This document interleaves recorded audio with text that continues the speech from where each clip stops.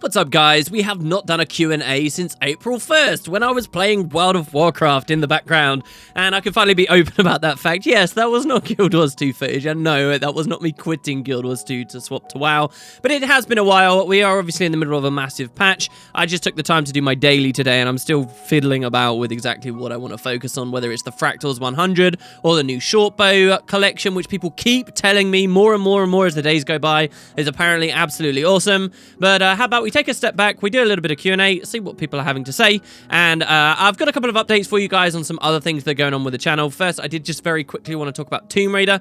Obviously, the Final Fantasy stuff is over. Tomb Raider is still what I'm planning on doing. I'm currently in the middle of playing that game, the newest one, Rise of the Tomb Raider, and there was an expansion that released for it very recently as well. It's just that the game has had some serious frame issues on my system, and I'm not sure how much I'm enjoying the story right now. And I really want to enjoy the story if I'm going to do videos about it, so we will see. But things were further complicated when Steam decided to lock me out all week, and I couldn't play any Steam games all week. So that's great, but it basically is on the works. But, you know, a lot's happened with Guild Wars 2 that suddenly drew me into that game so much more. I would point out as well, if you are still eager for those other games, as a lot of people have been asking me, Visual Wood is still continuously uploading. I'll remind you guys, all you have to do is click the actual Wood and Potatoes channel page.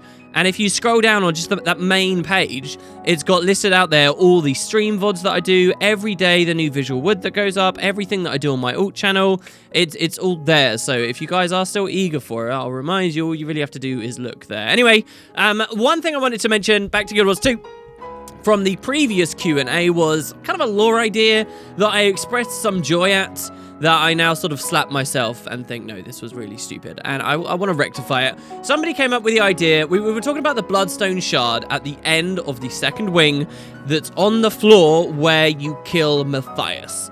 And I was saying, oh, you know, the devs had already established to us that you can use Bloodstone weaponry to absorb souls, so why do they have this here? And the general principle was, hey, maybe this soul that's supposedly in this last bit of Bloodstone is Matthias's soul, and that there would be a little bit more story for him and development for him in the future, because maybe this will somehow become pertinent.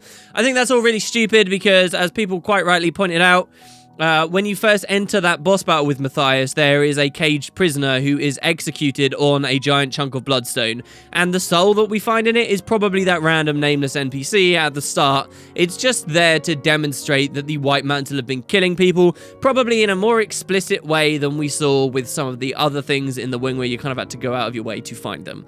I think that's all it really is, and those who want the lore guide for Wing 3, I still definitely want to do that. There is a really great VOD where I do a full tour of like over an hour long talking about all kinds of different story things in the wing, but I want to do a proper dedicated video on it as well. It's just my raiding group, we now do it right at the end of the week, so I only have a tiny little window of opportunity to get in there and get footage of it and try and record a video, and that tiny window of opportunity happens to be the absolute dead middle of the night for me.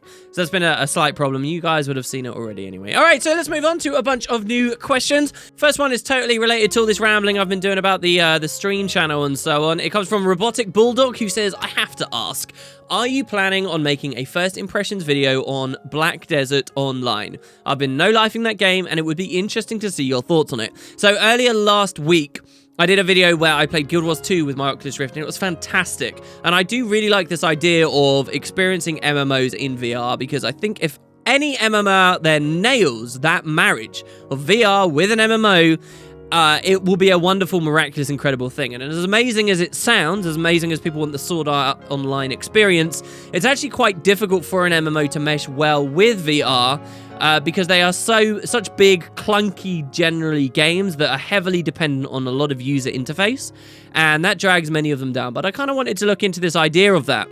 And so those who have been watching Wood and Potatoes 2 or have been watching the streams, I actually did 2 first impression streams on BDO. I was playing it last week. It's been really cool for me to go to another contemporary MMO and struggle with about 1 million systems all at once. Everything about Guild Wars 2 is so second nature to me now, so easy to understand and so familiar. It's amazing to go to another MMO and just wonder how much of it is because this MMO is complicated, or how much of it is because the mechanics in the MMO are poor, or because I'm just not used to being unfamiliar with a game at this point. But it was pretty fun, and I mostly looked at BDO there with the idea of producing a video on how well BDO works with VR, because a lot of people have been asking me to both do more VR videos and Black Desert Online ones, so that's something that I'm planning on doing. So yes, you will see a video if you don't already look at the stream VODs that are up already. You know, there's hours of it out there. I think 4 hours of gameplay actually in total, 2 different streams. Moving on, we got Ryan Kelly, who says, quick question, is there a guy who invented gliders interior / the lore? Do they even exist in the lore? It's kind of a funny question you would say something like that, because I think if it's physically there in-game and referenced by an NPC somewhere, you can absolutely say it exists in lore. So, for example, like the Black Lion Trading Company skins. No NPCs really specifically talk about them. Nowhere in-game do they specifically talk about where these things come from. But we can say they are there in lore, right? Because we see them in the Black Lion Trading Company on the tables, and we see them available from some vendors. And the Heart of Thorns story does have, I believe, at the start, an NPC who explicitly tells you, hey, you should get your glider set up if you're going to explore the jungle properly here. The rest of the times the glider is mentioned, you're right, it's kind of in user interface. And when something is only mentioned in user interface rather than actually as a part of the story, does that constitute as it properly being there in lore? Well, kind of. I am in your camp that I agree that I would love to have seen more talk about the glider. I would have loved to have seen the mastery system be implemented in such a way that I really felt like I was building a glider, that it was kind of like a pseudo crafting experience. I think that they missed a real trick there, and a lot of the mastery lines feel kind of crappy because they miss out on this.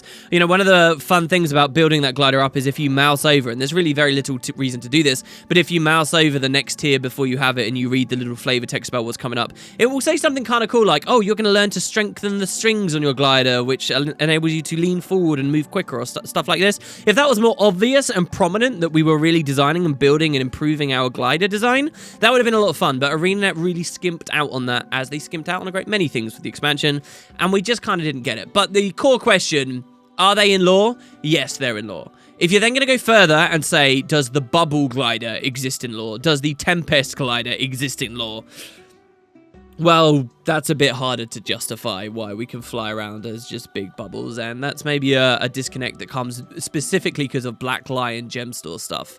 And actually, as a note on that, one big trick that I think Arenanet missed, and I would love to have seen with this game, is if they'd actually tried to put flavor text and lore in on the Black Lion gem store. This is the main thing that I've been mulling over recently.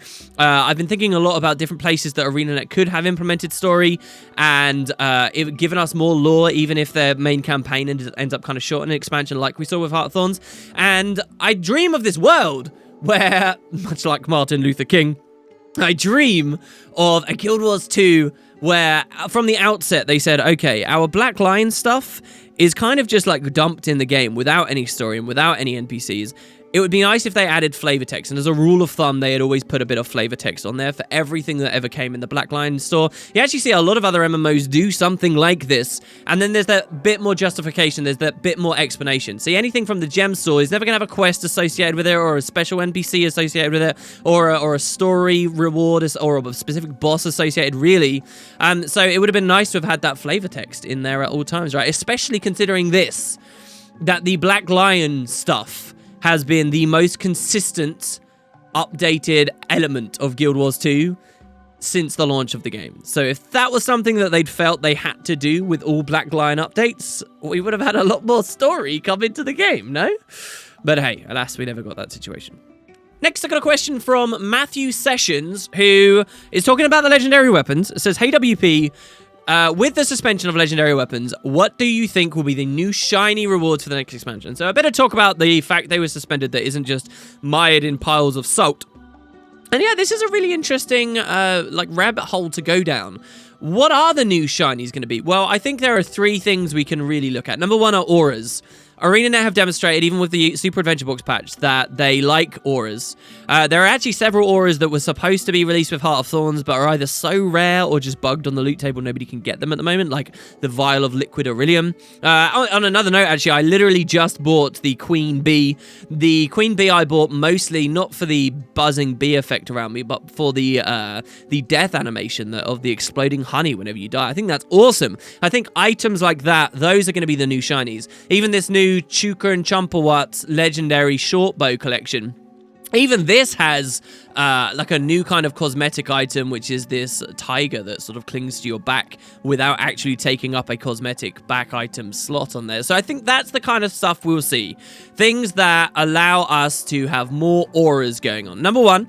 And then the other two I think that are going to continue going is just because legendary weapons ended, I think future expansions will continue to have a big focus on legendary back pieces and armors. I mean, these aren't even technically expansion related, I guess. Legendary armor sets will be with raid wings, and legendary back pieces, at least on PvP side, we know are going to be coming with future years as more years roll out, and then you do the seasons associated with that year to get them. So we know that more of those are coming, and I think that the ultra shiny prestige element of Guild Wars 2 will continue to be built on in that sense. Now, here's the fun idea. What about the weapons, all right? Because I do think it's in Arenanet's best interest to complete this second set, eventually.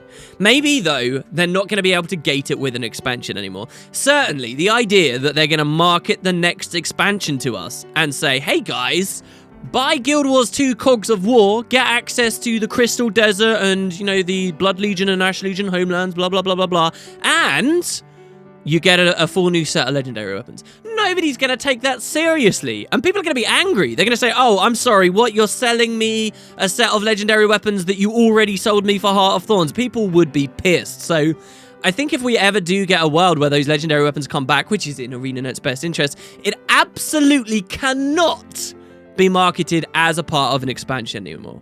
It would be like a Living World update, and it would be a random thing that drops back in, and it would just be something that happens because they now have the dev space to do it, as they kind of left that crack in the door for themselves. So yeah, I don't think legendary weapons, come back or not, will ever be associated with expansions again. Unless they try it, and that will be very funny to see the community response, won't it? All right, moving on, we've got MA7HZZ, who says, WP, what's your honest opinion about World of Warcraft? You should give it a try, or maybe even do some videos. It's kind of funny, actually, that somebody asked me about PDO on this episode, and we've got a WoW question. All right, well, the WoW question's obvious, because we were playing it on the Q&A for the April Fool's episode. That is pretty much the extent of the game I've played. Yeah, me asking what focus is, me clicking to auto-attack, me having absolutely no idea where I'm going, skipping through quest text, clunkily moving the camera. That is my experience of World of Warcraft, mostly. When I was a lot younger, I had a friend who played the game. I never was, I never had a family that could pay a subscription fee for a game. That was just outrageous. Didn't have the money or the principles for it, I suppose. So I was more limited in the games I could play, like free-to-play MMOs like RuneScape Free Trials, or things like MapleStory, or Hate Guild Wars. But I did have a friend who had WoW, and I used to go around his house and play it a little bit. The character I ended up having, though, this was back at Burning Crusade, I think, at the latest. This character I don't even think got over level 15.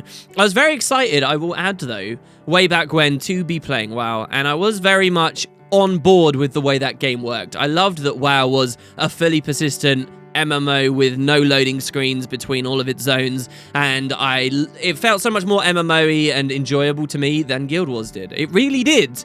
It's just there was that subscription fee nag that ended up pushing me to Guild Wars a bit more.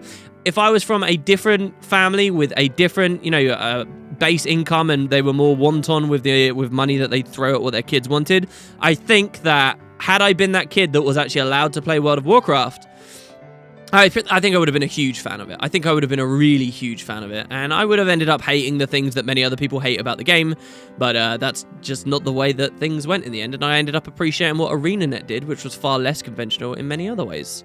But yeah, I don't have a terrible negative opinion of it, but I understand why people end up growing those opinions. And hey, I avoided being the World of Warcraft basement stereotype, right? Because it wasn't WoW the MMO I was playing. Woo! The one other thing that I'd add to this, though, curiously strangely enough, is my experience back on April 1st playing it, I wasn't that impressed by the game. Not with today's eyes. I definitely enjoyed it when I was a lot younger and played it that marginal amount. But the game was not as polished as I would have come to expect from Blizzard. And it's funny to go back there now, because the game, you can really feel it's dated. And I'm not talking graphically. That's what everyone always gets hung up on with WoW. But my little experience playing it there, it was not as streamlined and as friendly and as fresh feeling as I think basically any other competing MMO that comes out is. And that's really funny. It's amazing that WoW is still such incredible heights out there out of all MMOs. And knowing how popular it is, I was expecting more and didn't quite get what I thought I was going to get out of the experience, if that makes sense. But moving on, the next question's from Zen, and I'm not going to spend long on it. I think we've done enough talk on this topic in general, but there is a small thing that I do want to point out. So the question is a little lengthy, but he says, WP, I don't understand why you think Heart of Thorns is so terrible. To be fair, I haven't got to play it nearly as much as you and the hardcore crowd. Due to university, I've only had a chance to play a few dozen hours of it overall. Do you think your opinion may be coloured by burning yourself out playing it all day, every day for months on end? I certainly feel my positive opinion on it may be due to the lack of grinding away at it constantly and approaching it more casually. All right, I have two things to say to this. Number one would just be a clarification on the amount that I actually play Heart of Thorns. I think people have a really unrealistic and warped perspective of how much I play this game. It's very easy to look at me and think, oh, all WP does is play Guild Wars 2 all day, every day. That's really not how it's been for me for a very long time. Not in the content drought before Heart of Thorns, and for a lot of Heart of Thorns' actual release, my playtime is nowhere near as high as it was once upon a time when I did lots of dungeon runs to get the Bifrost and stuff. It's really not. It's not been at a peak for a long time. But I do want to comment on this because I agree absolutely with the general sentiment you give here. And that is that the longer you play it, the more you end up forgetting what is enjoyable about it, and the more you begin to focus on the negatives. I thoroughly believe in this. I think this happens with whether it's an MMO or any video game or really any community in general, whether it's built around, a TV series even. The older people get and the longer people stay with one specific IP or franchise, I think the more easy it is to become cynical, because you more begin to identify with what captured you about that product, and the less that small element of it is presented to you consistently, the more like it can jade you.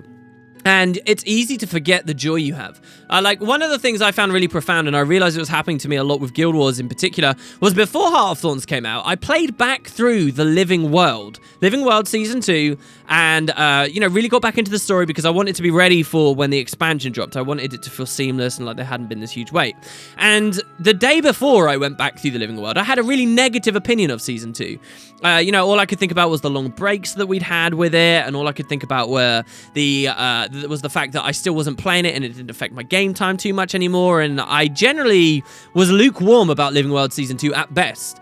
And then I played through it all in one sitting, and I was reminded of how much there actually was there, and I was reminded of all the little achievements, and reminded of all the little bits of dialogue, and the small moments of quality that had been littered all throughout it, and I came out of playing Living World Season 2 thinking, yeah, that was pretty good.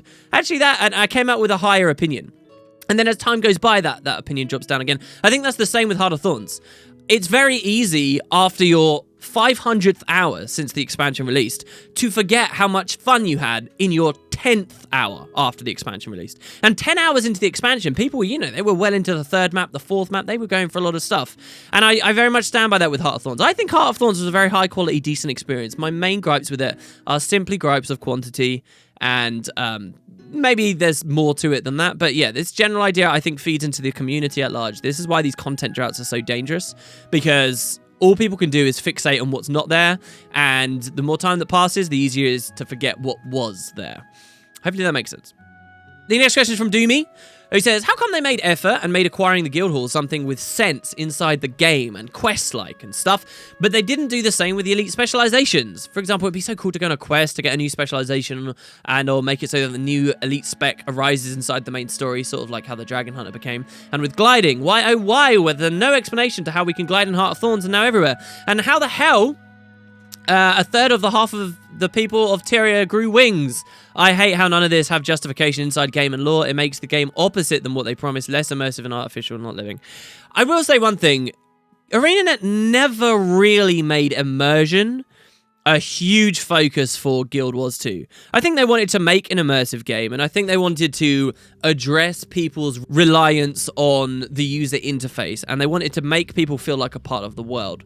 But much of their design and always has sacrificed immersion. One of the reasons, BDO is a very clunky game, from what I've experienced. This MMO is very clunky and has a lot of issues, and at many points I'm reminded I'm playing a game. But it's also a fantastically immersive game. Why? Because they're not scared to do really long day-night cycles, and they're not scared to make it genuinely really dark at night, and they're not scared to change up the mechanics during the nighttime, and they're not scared to make you run for hours and hours and hours to get from one side of the map to the other with no chance of teleporting around. This gives people a sense of presence and place in the world, and these all sacrifice accessibility, but also have their own little perks such as immersion. Guild Wars 2, on the other hand, has always favored going the accessibility route rather than the immersive one. And this is design you can see going way back to even the launch of the game. For example, skills. Guild Wars 1 had a more limiting skill system in that if you wanted to learn a new skill, typically speaking, you had to go out to a specific NPC somewhere in the world and purchase that skill from that NPC. And different traders specialized in different skills in different continents and regions of the world. And this, to me, is an immersive feature. This is something I personally would like to see in Guild Wars 2. But instead, they didn't do that in Guild Wars 2. Instead, they just kind of dumped it into the UI. There are a lot of opportunities Arenanet have to create real content and associated story and immersion with their features, but they opt not to do it. They just make them buttons you can click on your UI, and that's because they want to make it accessible for that audience, because that is the game they have built. That is who they're going for. So the Guildhall thing, where you have an actual quest to capture the Guildhall, is actually quite surprising. Usually the status quo for Arenanet, for everywhere else, would just be to have, a button on the UI or a single little NPC who unlocks access to a waypoint, and that's it. And you can't argue with that because they have dabbled in the other world a little. Look at when they did the trait revamp where you had to get specific traits from specific areas of the world.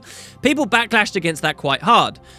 Personally, I think the backlash against that was for the specific implementation of the idea. You know, they really messed up. There was a lot of inconsistency. There were traits that were unlocking far later than they should have been. And even then, there really wasn't any story associated with it. It was just, hey, do this random thing you've already done before, and we'll just happen to give you this extra perk.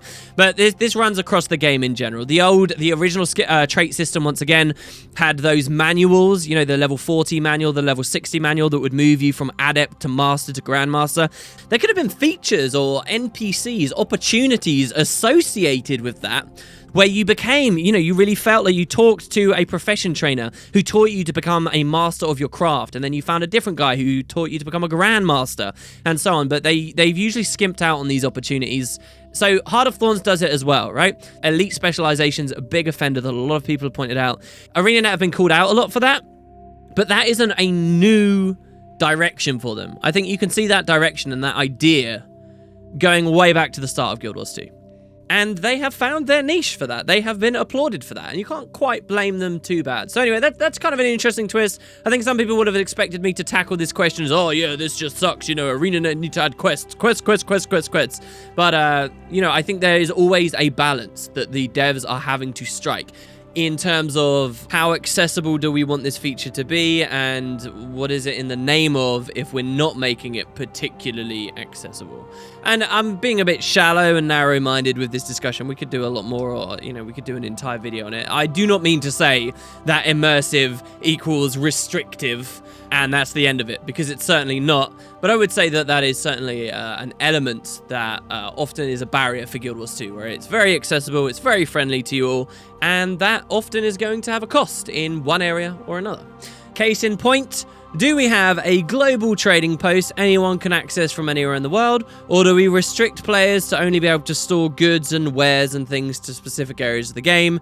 And if they want to transport things, they need to hire wagons and spend loads of time on the road. The drawback there is that the players have a lot less choice and accessibility, but the pro is you get this immersive world filled with actual players making use of real trade routes and wagons on the road, and this kind of living world feel that Arenanet will now have to try and achieve in other ways, and less renewable ways that take a lot more developer resources. Living world. And so that's pretty much it. One final question. This one's very important, probably the most important question actually that I saw I was asked today. It comes from SWLY2, who says, Winner Potatoes, what is your opinion of Putin? I must say, of all the Russian presidents, Vladimir Putin is my favorite to Google image. Thanks very much for watching, guys. Hope you enjoyed the questions. If you've got any more, you want to further some discussion here, feel free to leave more of them down in the comments below, and I will happily read them and indulge you with some more Q&A coming up very shortly. Thanks, guys. Have a wonderful evening. I'll see you tomorrow.